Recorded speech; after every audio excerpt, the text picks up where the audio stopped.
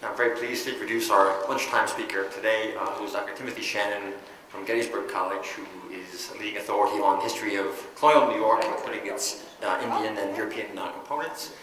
And I have your book titles here, so I'm just going to rattle them off. Iroquois Diplomacy in the Early American Frontier, Authentic Lives and Comparative Approach to Early America, and Indians and Colonists at the Crossroads of Empire, the Albany Congress of 1754. That's a prize winner also. This is a very distinguished scholar. I'm very pleased to welcome him to New Paltz and to share his expertise with us. Thanks, Tim.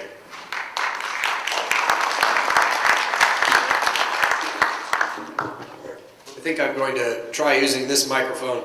Thank you very much, Lou, and thank you for the invitation to come here today. And it's a great year for Henry Hudson, right? Poor guy, last heard from frozen in the ice up there in the Hudson Bay. And over the summer, I'm watching the Jon Stewart show, and there's Peter Mancall on Jon Stewart talking about his biography of Henry Hudson. And I thought, who do you have to know to get on the Jon Stewart show to flog your biography of Henry Hudson? That's really something. So it must mean that the public is geared up to commemorate this big anniversary.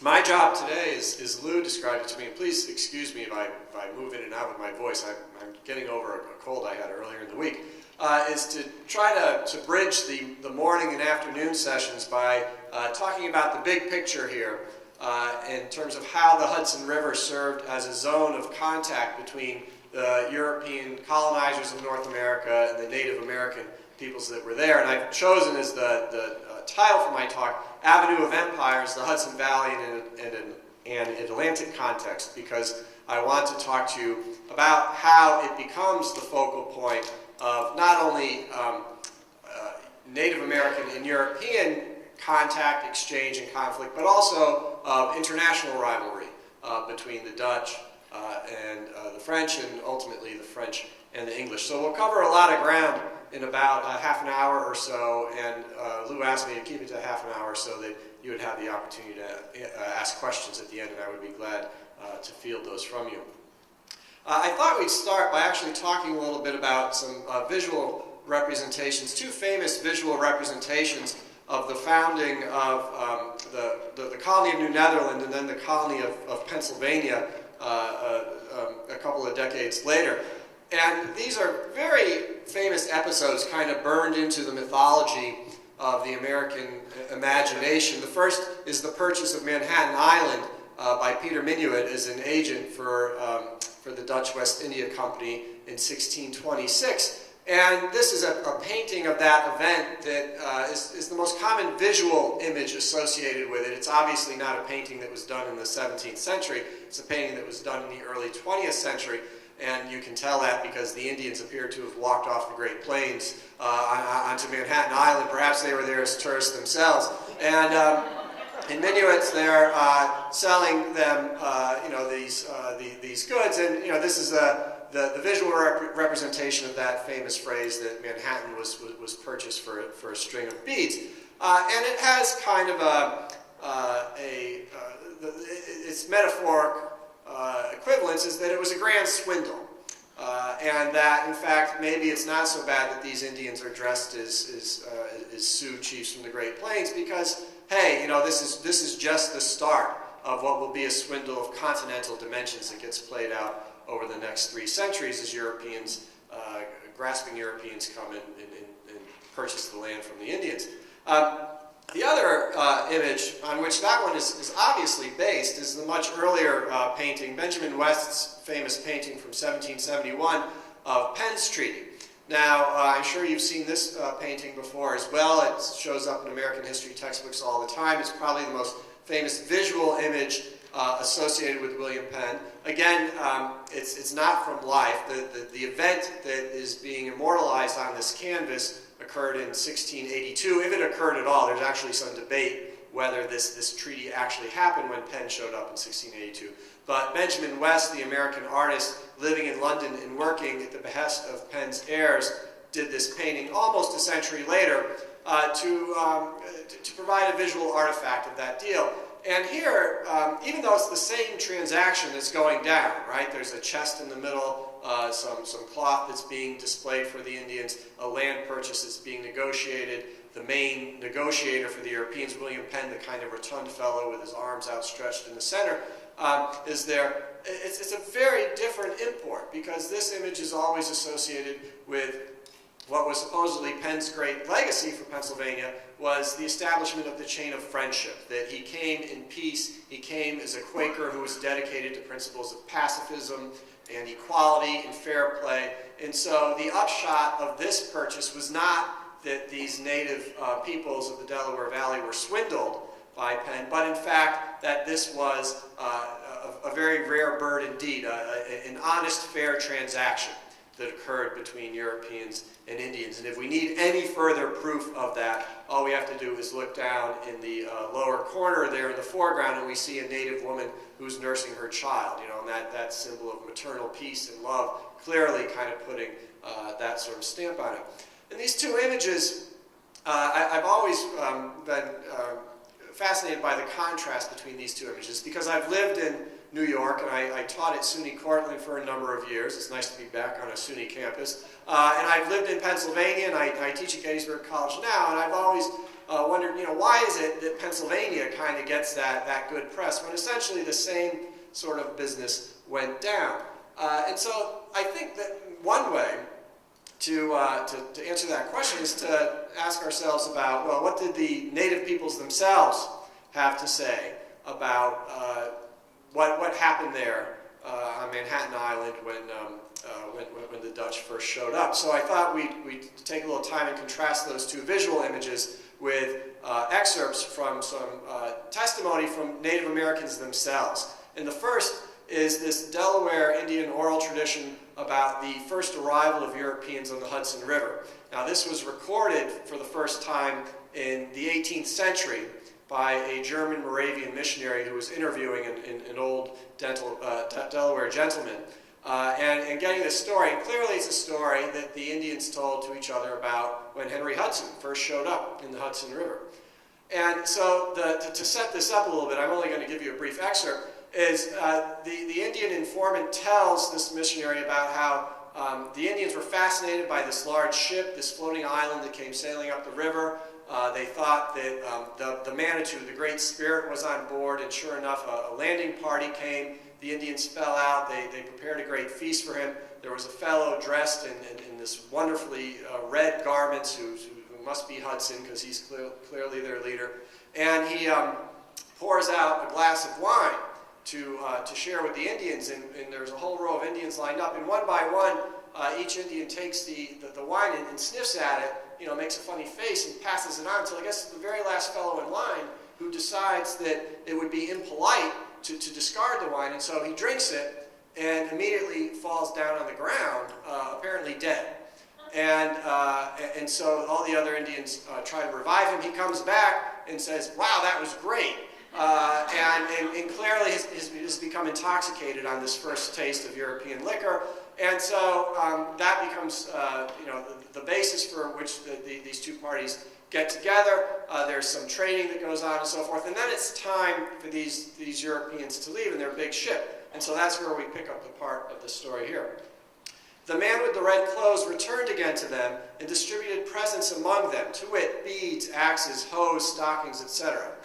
They were made to understand by signs that they, the white men, would now return home, but would visit them next year again, when they would bring them more presents and stay with them a while. The vessel arrived the season following, and they were much rejoiced at seeing each other. But that the whites laughed at them, the Indians, seeing they knew not the use of axes, hoes, etc. they had given them, they having had these things hanging to their breasts as ornaments, and the stockings they made use of as tobacco pouches. The whites now put handles or helves into the former, and cut trees down before their eyes, and dug the ground, and showed them the use of the stockings. Here, say they, a general laughter ensued among the Indians, that they had remained for so long a time ignorant of the use of so valuable implements, and had borne with the weight of such heavy metal hanging to their necks for such a long time, for such a length of time. So these Indians, need to be told by these returning Europeans that, in fact, this is not jewelry, this is what you do with these very useful things. But clearly an oral tradition that emphasizes kind of the conniving nature of these European traders who showed up, but also the great value, the tremendous value of these objects, these almost magical objects that have been given to them.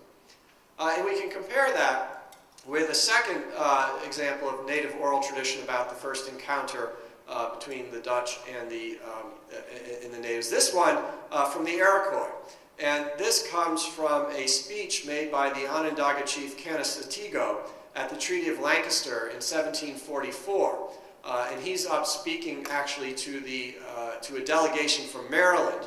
This is really the peak of Iroquois power in colonial America. They're in Lancaster to negotiate with the governments of Virginia and Maryland and Pennsylvania.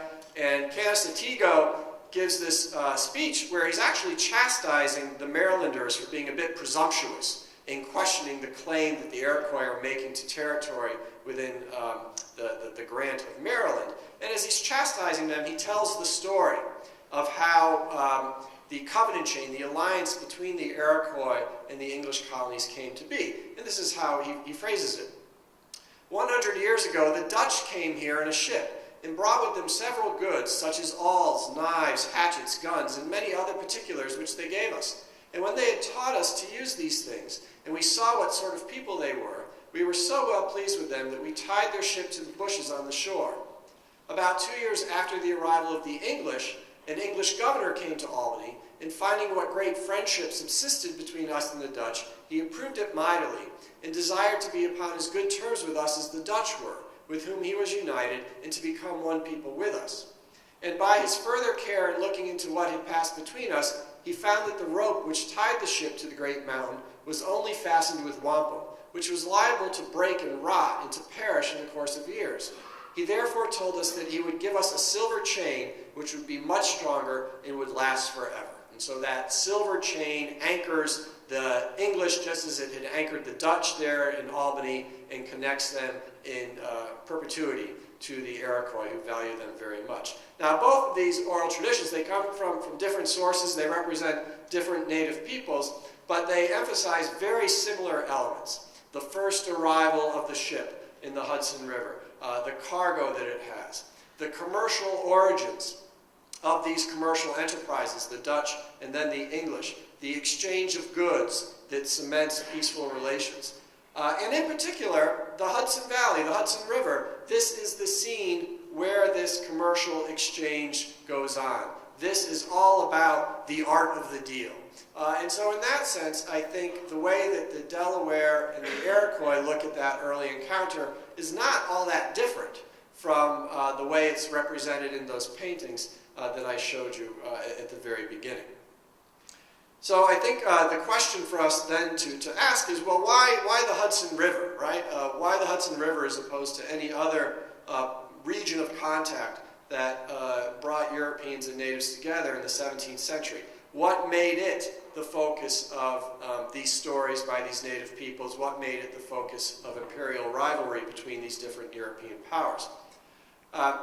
And here I think it's useful to talk a little bit about the river geography of North America. Rivers were the entryways that ocean-going ships from Europe had into the continent. They did provide the first highways of contact between native peoples and Europeans.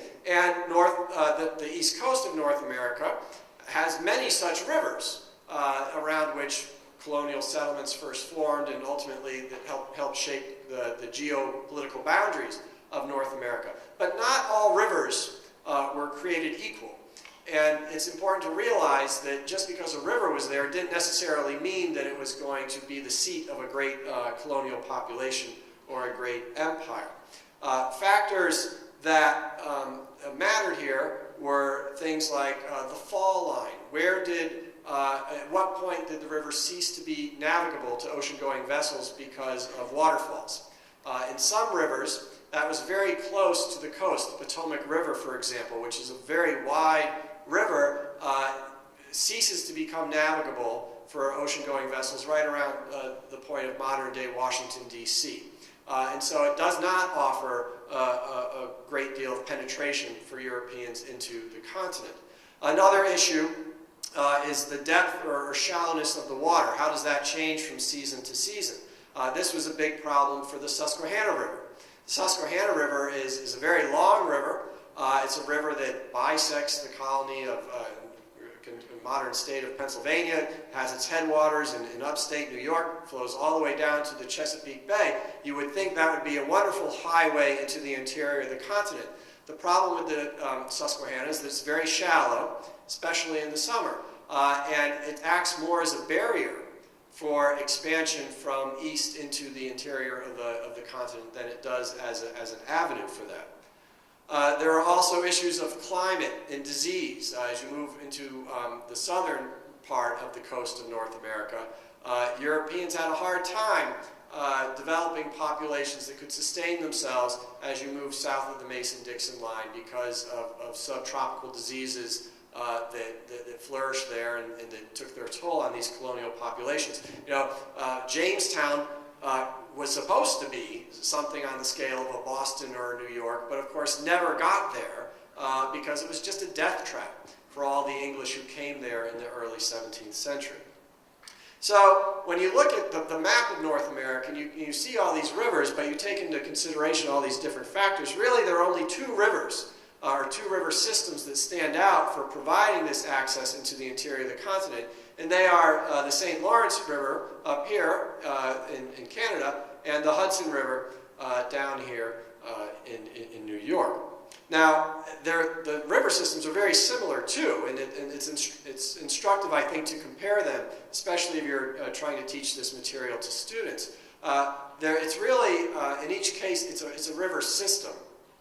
In the case of the St. Lawrence, it's the St. Lawrence River flowing into the Atlantic from here, but also the Ottawa River, which flows westward, or actually flows eastward into the St. Lawrence. It's a major tributary of the St. Lawrence, but provides access to the upper Great Lakes for the French fur trade. It's very, very similar to the relationship between the Hudson River and the Mohawk River. The Hudson River provides access northward into the continent, but its juncture with the Mohawk becomes an avenue to the west for the Dutch and then for the English. The problem with the St. Lawrence River, of course, was that because of its northern latitude, it would freeze for a good chunk of the winter, and that would retard the progress of French trade over the course of the year. That leaves the Hudson River as really the single best river to provide an entryway into the continent for these European powers. And so I think that the similarity between the St. Lawrence Ottawa River system and the Hudson Mohawk River system explains a lot of the similar developments between the Dutch colonial enterprise in North America and the French colonial enterprise.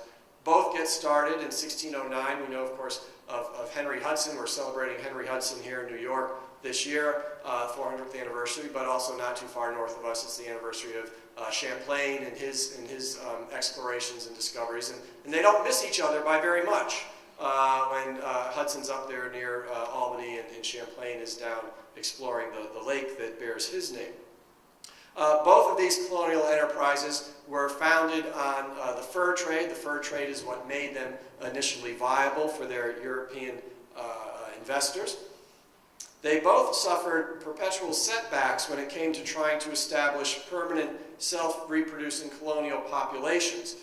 Both the investors and managers of New France, the investors and managers of New Netherland, tried constantly to come up with schemes that would recruit families and women to come over and help these colonial populations establish some basis for forming families and a natural increase in population. And both tended to fail. The French seigneurial system was a system of land grants that were given on both sides of the St. Lawrence River Valley that tended to mimic the feudal land allotments in northwestern France, and it tended to disperse what small colonial population was there. The patroonship system in New Netherland was not much better either. These large land grants that were given by the West India Company to Dutch investors who were willing to recruit at least 50 families to come over and settle these lands, none of them worked except, of course, for the one founded by the Rensselaer family near modern-day Albany. So both colonies were marked by populations of transient young men who were working as soldiers, laborers, fur traders, and both New Netherland and France had to deal with the fact that other parts of their global enterprises were more attractive to potential immigrants, especially the Caribbean sugar colonies that were getting established in the 17th century. That's where you went if you wanted to cash in. That's where you had the opportunity to strike it big. Of course, it's also where you would probably die within 3 years because of yellow fever or malaria or something like that. But the lure of the money is what drew potential colonists there. When you look at 17th century Canada and 17th century New Netherland, you see very similar development in terms of their urban centers. In the St. Lawrence River Valley, it was the city of Quebec, which was the capital, the administrative center of New France, and then Montreal, a little further upriver, that was the center of the fur trade and was really kind of the leaping off point into the interior of the continent, the French fur traders' explorations of the upper Great Lakes and so forth. And that's a very similar relationship to what existed between New Amsterdam in New Netherland and Fort Orange, what ultimately became the town of Albany. And New Amsterdam was the administrative heart of New Netherland, but Fort Orange was the source of these furs and provided the outer-looking, or maybe if we're looking westward, the inner-looking orientation towards the rest of the continent. But there were important differences to note, too, between New France and New Netherland. New France's colonial population through the entire French colonial period tends to be very homogeneous. Only about 10,000 French men and women migrate to Canada before the fall of New France to British arms in the French and Indian War. And most of those French men and women come from northwestern France, and so they reproduce, in many respects, culturally, the world that they came from. Very similar to kind of the Puritan migration to New England. New Netherland's very different. Even though, in terms of migration and population, they don't get numbers that are much better than New France. Nevertheless, New Netherland draws its colonial population from a much wider base. And so you have, by the end of the Dutch period, by the 1660s, you have much greater ethnic diversity exhibited in the Hudson Mohawk Valley region that is the heart of New Netherland. You've got English Puritans who have settled on Long Island. You've got Walloons, who were Protestant refugees who came over during the Dutch period. You have a significant African population that's come over as a result of the West India Company's involvement in the Atlantic slave trade. And if you go south into the Delaware River Valley, you have Swedes and Finns and some other Scandinavian fur traders who are living nominally under the authority of New Netherland. So a very diverse population. It's reflected somewhat in this very famous painting, the Van Bergen Overmantel from 1740. So this is almost a century after the English conquest, but it's a very famous visual depiction of a Dutch family farmstead in the Hudson Valley. And you see this hodgepodge of native peoples here. You see a couple African figures here representing either slaves or servants working for the Van Bergen family, and you see the Van Bergen family there as well. So a world is being created in New Netherland that very much anticipates the modern multicultural nature of New York State. And it's also worth talking a little bit about how the French and the Dutch differed in their operation of the fur trade. The French, generally speaking, had much greater intimacy with the Indians in all respects, including obviously sexual intimacy, but also just cultural intimacy. The fur trade promoted contact and exchange between the French traders and native peoples. There was a fair amount of intermarriage between fur traders and Indian women, enough certainly to make French missionaries very nervous about the degree to which it seemed French men were becoming more like Indians rather than Indians were becoming more like the French. A significant Métis population, that is the children of such unions, typically a French father and a Native American mother, play a significant role in the way the fur trade operates up there in France. The fur trade also paves the way for a concentrated missionary endeavor by the French. The Jesuit missionaries of New France go out and explore and stretch their missionary enterprise all the way into the upper Great Lakes in the Mississippi Valley. So the French fur trade is an engine for exploration, contact, intermarriage, cultural intimacy, and exchange with these native populations. The Dutch tend to do it in a very, very different way. The Dutch, I think, hold their Native American trading partners at arm's length. They hunker down in places like Fort Orange and Schenectady and wait for the Indians to come to them, for the Indians to bring the furs to them during the trading season every spring and through the summer, and then they pack up those furs and ship them down to New Amsterdam. But for the most part, Dutch fur traders are not hopping in canoes and navigating the upper reaches of the Mohawk River or exploring the watershed of the Great Lakes in the way that these French traders are. Nor do the Dutch dedicate anything like the energy that the French do to the missionary enterprise. There are a couple Dutch ministers who try to preach their faith to local Indians, but the Dutch West India Company, the Dutch state, is not interested in sponsoring missionary enterprises on the scale of what the Jesuits are doing in French North America. So that also limits the degree of intimacy that develops between these colonies. I think this is a very telling map. We had a wonderful talk about Dutch cartography before the lunch break, and this is one of my favorite maps of New Netherland that is based on the work of a Dutch cartographer. And it's a great map to use in the classroom if you're trying to explain to students how the Dutch saw North America.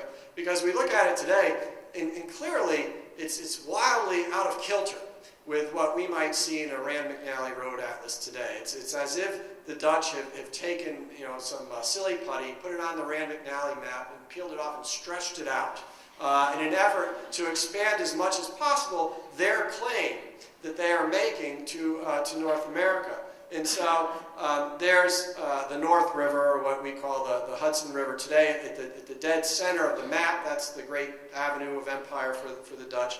But you also see the Susquehanna River over here, the Delaware River, the Connecticut River, all part of that Dutch claim to New Netherland. A kind of Barry Bonds-sized Long Island here, right? Just pumped up to reflect the Dutch claim to that territory as well. And this appendix-like New Jersey down here, and this really squished up New England over here. But what is really telling to me is as you look into the north, the Dutch really have no idea what's going on just a few miles north of Fort Orange, right? They haven't quite figured out Lake Ontario yet. There's the St. Lawrence River, but we don't even see the lower Great Lakes here. And there's Lake Champlain, which has suddenly moved east of the Connecticut River. It's really just wildly askew. But I think it shows you the degree to which the Dutch maintain this kind of insular fur trade rather than the outward-looking fur trade that the French favored so much. All right. We're moving right along here. This is pretty good. All right. Let's talk about the English era a little bit. The Dutch era, we know, ends in 1664 with the English conquest of New Netherlands.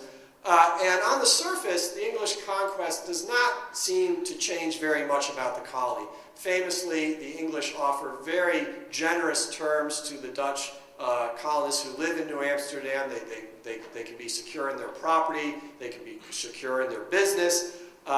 New York City, New Amsterdam becomes New York City, and Fort Orange becomes Albany. But both populations retain a great deal of municipal self-supervision. There's no, hard arm of British imperial rule coming down on these communities. Manorial grants given by the English crown replaced these old patroon grants dating back to the Dutch period.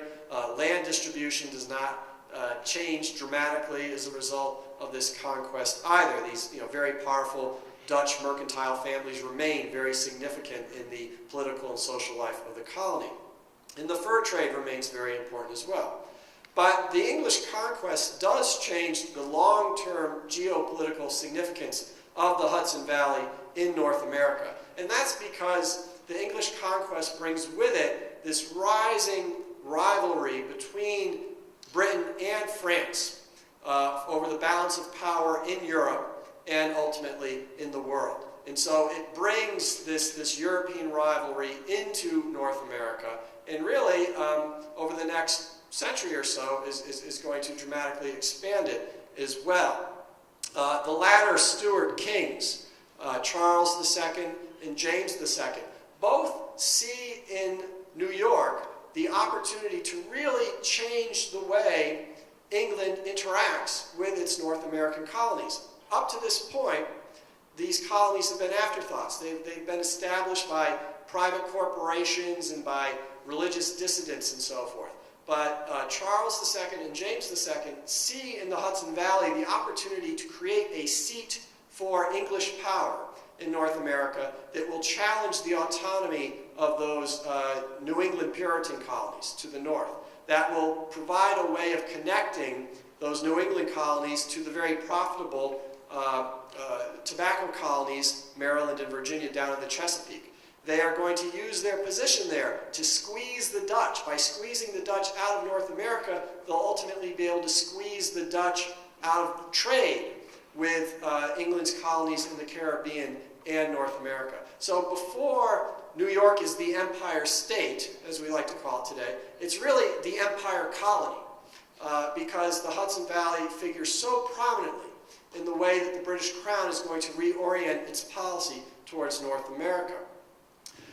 We see this as well when England has the Glorious Revolution in 1688 and James II is chased off the throne. We get a new king in town. William of Orange comes in, and he brings with him, this Dutch Protestant king, brings with him a continental rivalry with Louis XIV of France, and that gets transplanted to North America as well. So the changing political fortunes of the Stuart family in England have a profound impact on North America, because William of Orange coming to power in England means that North America is now going to play a part in this mounting imperial rivalry with France back in Europe. And so starting in 1689 and continuing up right through the era of the French and Indian War, the Hudson Valley becomes a staging ground for military expeditions mounted by the English in an effort to invade and subdue French Canada.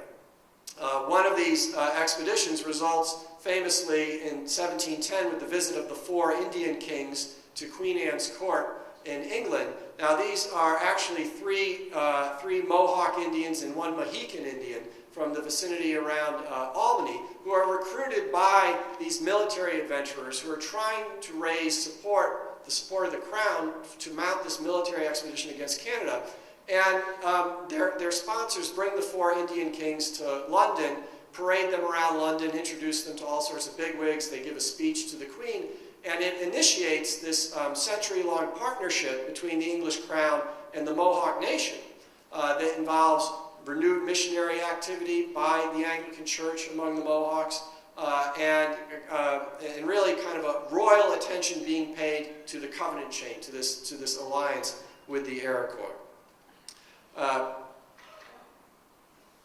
The centrality of the Iroquois to the British colonial enterprise in North America becomes more obvious as the 18th century continues. This is a very famous map that was done by Guy Johnson in 1771 of the country of the 6 nations. I'm sure a lot of you have seen this reproduced in books and so forth. And Guy Johnson was the son of, or nephew of William Johnson, the British Royal Indian Superintendent during the 1750s and 1760s. And this map I like because it shows you there's the Hudson River right there, and there's the Mohawk River. But now the English, with their imperial ambitions in North America, have filled in what the Dutch had only the foggiest notions of, right? There's Lake Ontario, there's Lake Erie, Niagara Falls, the Finger Lakes even, considerable detail about the Finger Lakes. Oneida Lake, showing you this obvious corridor from Albany to Lake Ontario, ultimately to the Upper Great Lakes. The English have designs on this territory now, and it's the land of the Six Nations, the territory of the Six Nations, that is going to figure so prominently in their rivalry with France to control this territory. So the English conquest means that the English have to curry the favor of the Iroquois and make the Iroquois partners in their imperial pretensions to North America. That's a partnership that peaks during the American Revolution, when the British try to recruit the Iroquois to help subdue the colonial rebellion that they're dealing with. We started with a painting from Benjamin West. We might as well end with a painting from Benjamin West.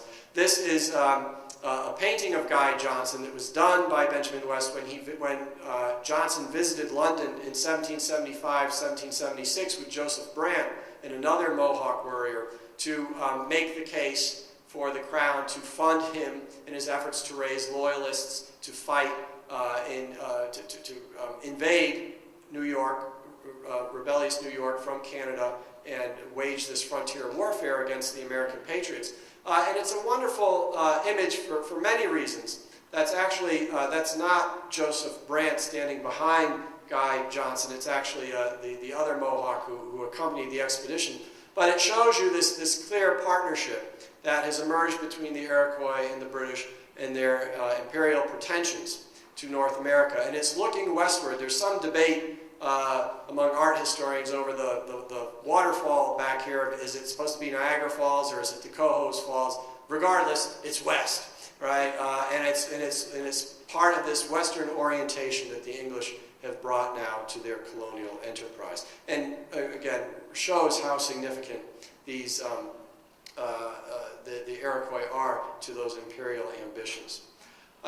So ultimately, the British presence in the Hudson Valley makes it not only a commercial frontier, but a military frontier. The English fortify that route from all the way from the tip of Manhattan up to Oswego, and then ultimately out to Niagara by 1759, another anniversary that's being celebrated this year, the British defeat of the French at Niagara, or perhaps commemorated if you're Canadian. But there's still some debate about that. You got to be careful about how you frame these things. But nevertheless, the British bring a military presence there that make it imperial in the sense of fighting the French for control of this continent. And of course, ultimately, the commercial does triumph. I'll end simply by referring us all to the construction of the Erie Canal in the early 19th century is the triumph of commerce over militarism in this region, because it's the construction of the Erie Canal in the 18-teens and 1820s that revolutionized the access that Americans have to the interior of the continent, and that really realizes the dreams and ambitions that began with Henry Hudson sailing up the Hudson River to find a route westward that would increase trade and enrich the people who were establishing themselves there at New Amsterdam. So it all comes full circle, I think. And I'll stop right there, and I think we have some time for questions. That would be great.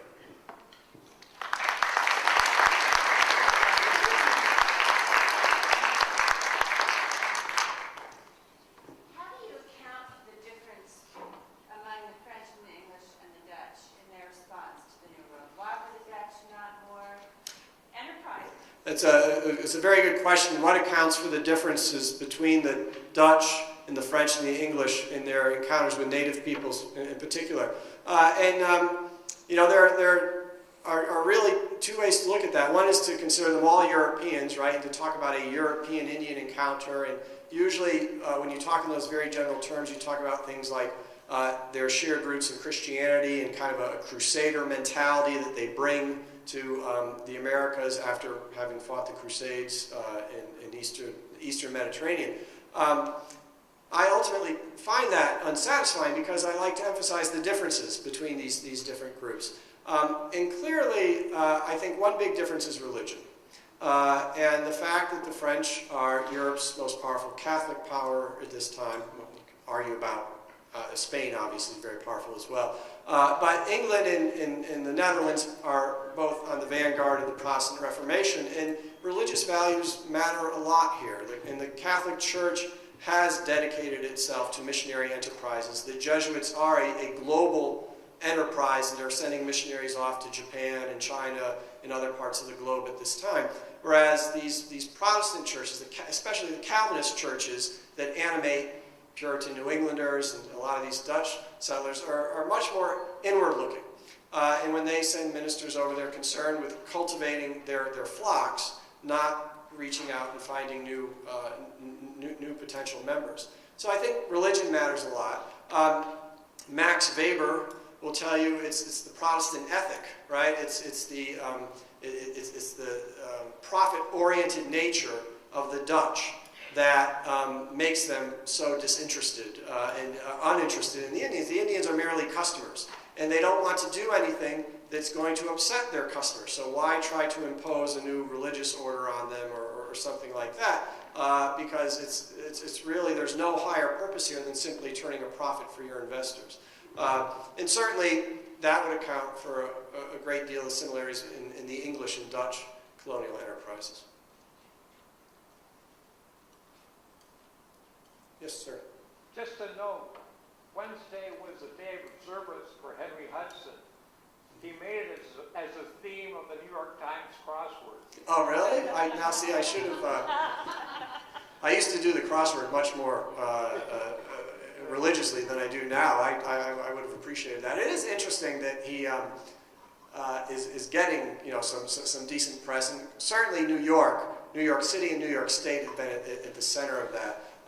We're coming to the tail end of what has been a whole series of 250th commemorations for anniversaries associated with the French and Indian War in North America. And I've been on an awful lot of programs in Western Pennsylvania, upstate New York, and so forth, where, I mean, people just, other than enthusiasts and historians, just aren't really paying attention. And it's hard to get anyone to care, right, that this major war happened 250 years ago and so forth. And suddenly, here's Henry Hudson popping up and grabbing all the spotlight. He's got a much better publicist. That's all I can say.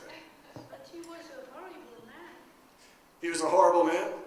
Yes. Yeah, What it says anything about that? yeah. Well, I mentioned it a couple times, so I should plug formally Peter Mancall's new book on Henry Hudson that's just been published this year. I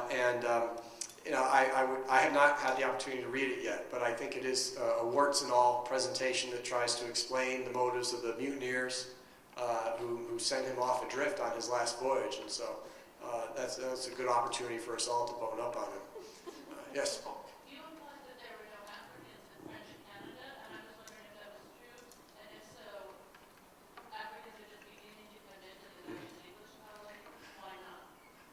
Good. I wouldn't say there are no Africans in New France. I would imagine there are some there because you pretty much find them anywhere that Europeans are involved in colonial enterprises around the globe at this time. But it's obvious that there is no sort of plantation-style production going on in New France simply because the climate will not support it.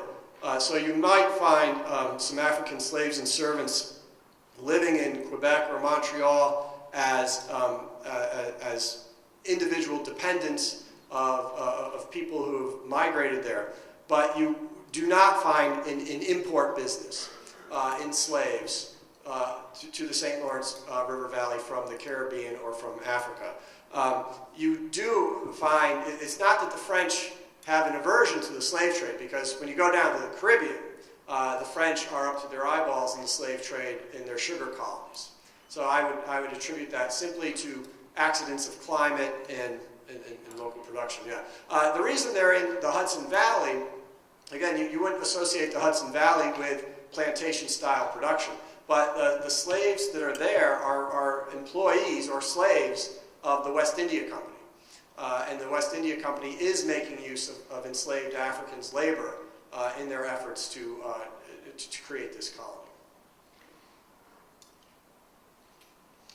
In reference to the contrast of the rivers, the four rivers in the 17th century, was the flow of the rivers toward the ocean, was that different?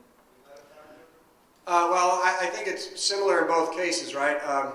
The Ottawa River is the major tributary of the St. Lawrence, which will then carry furs out to the coast, and the Mohawk is the major tributary of the Hudson. So I mean, difficulty going against the flow. I see.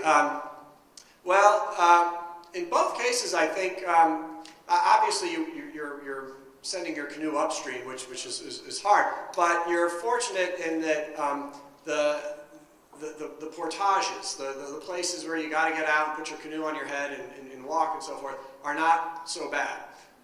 And that's the great virtue of the Mohawk River, right? You get up to the headwaters of the Mohawk and you go across the great carrying place to Oneida Lake, and boom, you're at Oswego before you know it. I'm less familiar, frankly, with the geography of the Ottawa River, but I know that's the major route that brings them to Lake Huron. So in both cases, I think they're very advantageous. Another river question. What was wrong with the Delaware? What was wrong with the Delaware River? That's a good question. To a certain degree, not much, because obviously the Swedes and the Finns get established down near modern Wilmington, Delaware, and then William Penn comes along and establishes Philadelphia, and really the only city that can rival New York for its commercial wealth and ambitions by the mid-18th century is Philadelphia. So in that sense, the Delaware is a great river. I'd be interested in hearing from anybody else theories as to why the Delaware doesn't take off. I guess the only other thing I would say is that for the period we've been concentrating on, the early 17th century, the Delaware River is this kind of no man's land. The Dutch claim it, but as part of New Netherland, but they can't really maintain it. And the English have designs on it, and the Swedes and the Finns have designs on it as well. And it's not until Peter Stuyvesant goes down in 1655 and kicks the Swedes out that the Dutch really lay claim to it. So perhaps because they don't have as clear a title to it, that might retard its commercial development somewhat. It never developed in the center of the fur trade, though, in the same way. Certainly not to the same degree, although there is in the 17th century, there is that potential. The Connecticut River is similar in this regard, right? The Dutch established near modern-day Hartford a fur trading post on the Connecticut River, and it is operating in the 1630s and 1640s, much like the post down on the Delaware, but ultimately the Hudson takes over in that regard. And perhaps by the time political title is clear, the fur trade is moved on, right? The fur-bearing animals have been hunted to extinction, and so the fur trade is moved westward. Sir?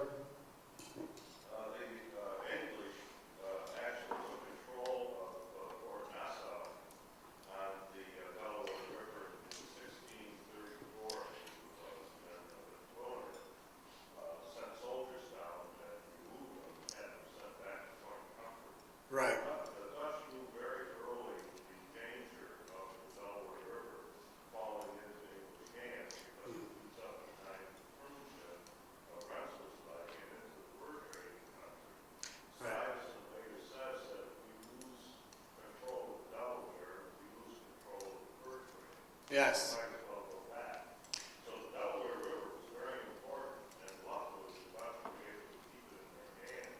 They collaborated with the Swedes for a period of time, running containers out of the area with it to send people down to form a colony. Right. It wasn't until Stuyvesant comes in that this collaboration turns into confrontation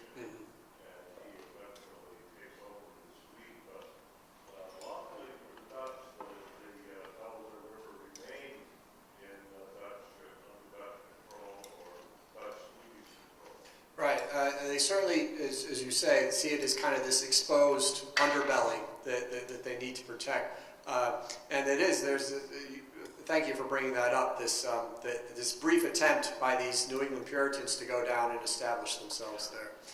Good. In terms of what eventually became the preeminence of New York, would you think that that happened before the Erie Canal, or was the Erie Canal a major factor? Or, and if not, what were the factors that gave New York its ascendancy?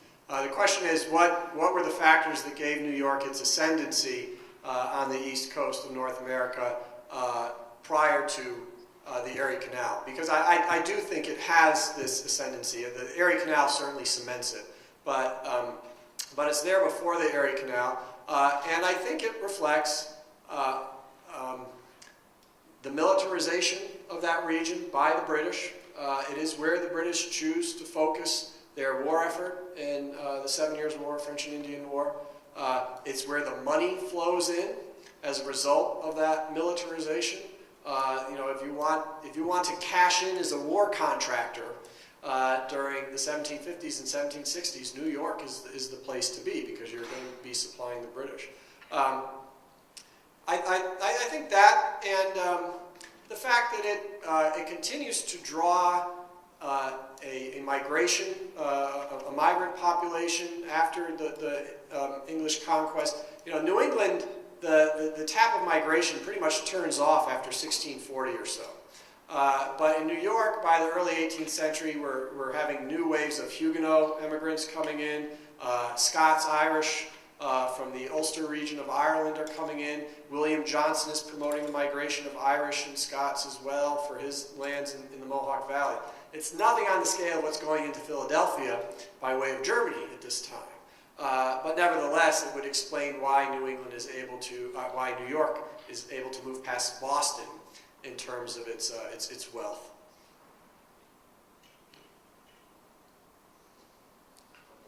One more question? If there's...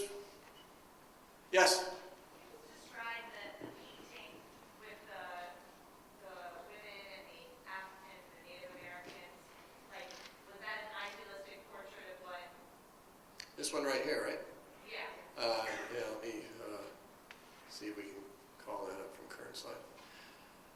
This is an overmantel. So the idea was it was painted to go over. It's a panoramic view, and this actually isn't the whole painting. I had a hard time finding one that would fit into the screen.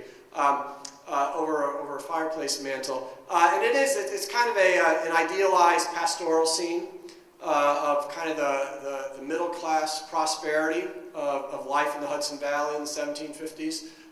In the middle colonies, New York and Pennsylvania, this is the world that J. Hector St. John de Crevecoeur writes about in Letters from an American Farmer, right? Not ostentatious wealth, not mansions and so forth, but what he called, a pleasing competency, right?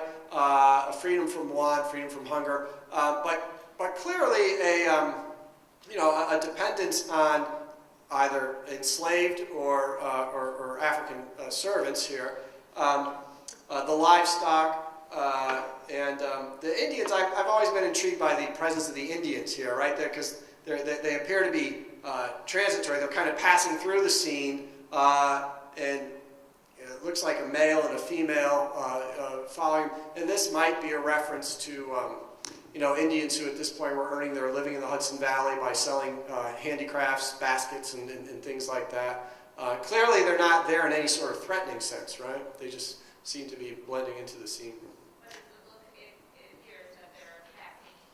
They're not a permanent fixture. Right. I would agree with that interpretation. It's at the James Fenimore Cooper House in New York State Museum, up in New York State Historical Association, Cooperstown, and I encourage you to follow up with it if it interests you. It's a real famous piece of American folk art in that period. I'll hand this off to you.